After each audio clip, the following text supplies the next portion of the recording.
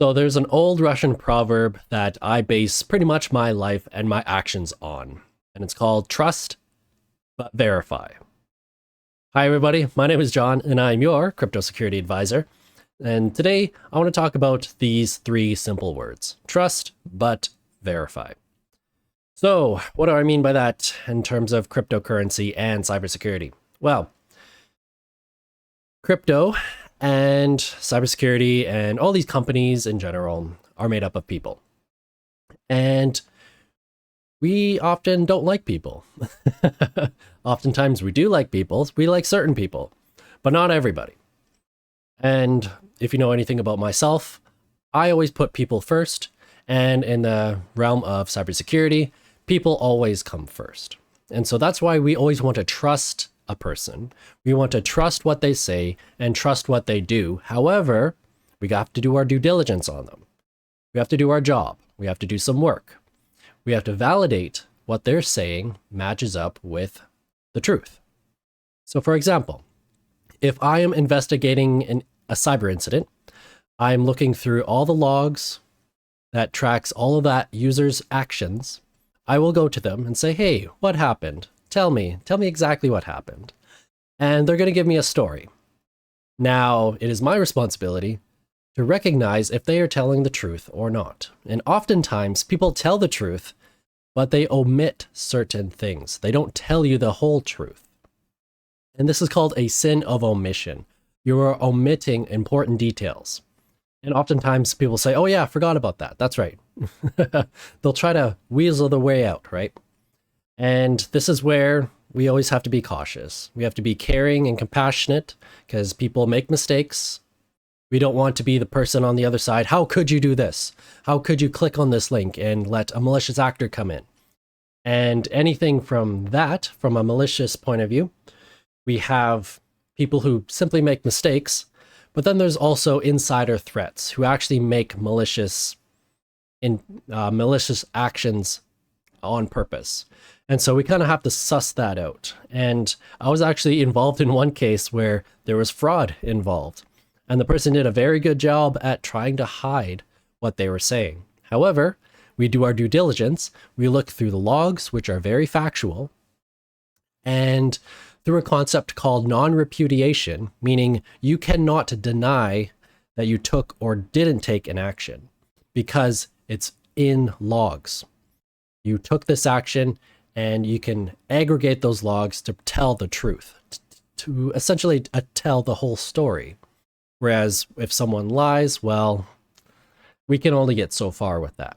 And so this is what I mean by trust but verify. You always want to trust that people are saying the truth. However, we want to do our due diligence.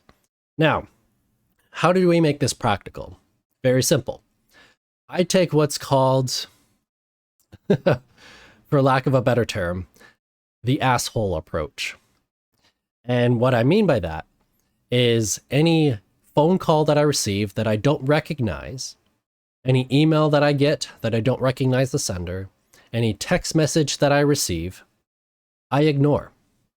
I become an asshole. Now, why is this? Simply put, if I don't know you, I don't have to know you. And therefore, you are a threat to me. You are a threat to my crypto. You are a threat to my livelihood that I base myself on. And so it's a lot better to reject that initial action up front than go 2 or 3 steps into it, realizing, oh crap, you made a mistake. You're talking to a scammer. You're talking to a hacker. Now, if on the flip side, it is a legitimate communication, what's most likely going to happen is A, person's going to not return their call and move on to their next person. Or if they really need to get in touch with you, they'll find another way.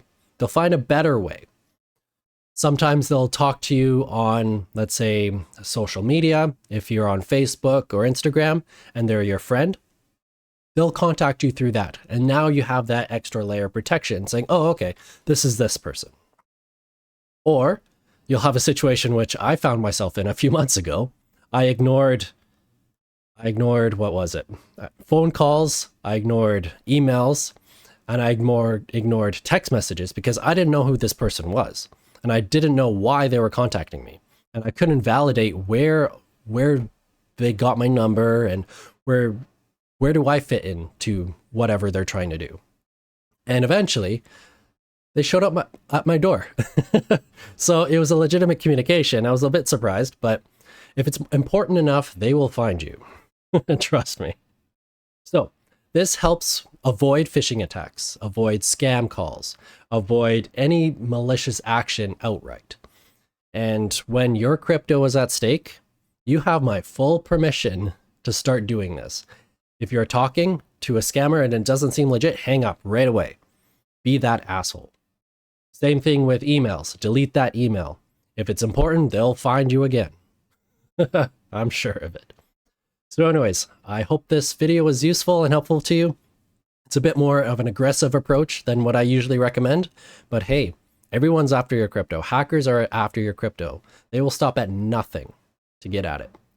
So anyways, hope you enjoyed, and I'll see you in the next one. Take care. Bye.